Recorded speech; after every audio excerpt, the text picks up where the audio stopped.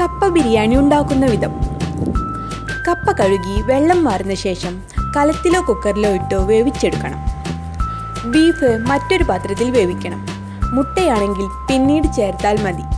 ഉള്ളി, വെളുത്തുള്ളി, ഇഞ്ചി എന്നിവ ഒരു സ്പൂൺ എണ്ണയിൽ വഴറ്റണം.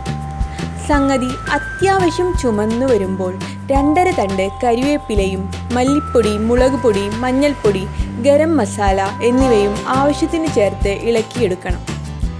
മസാല വഴന്നു വരുമ്പോൾ വെന്ത ഇറച്ചി ചേർത്തിളക്കുക. ഇത് അല്പനേരം അടുപ്പത്തിരുന്ന് 5 മിനിറ്റ് വേവണം.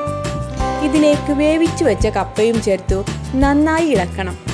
മുട്ടയാണ് ചേർക്കുന്നതെങ്കിൽ വേവിച്ചു വെച്ച കപ്പ ചേർത്ത് ഇളക്കണം.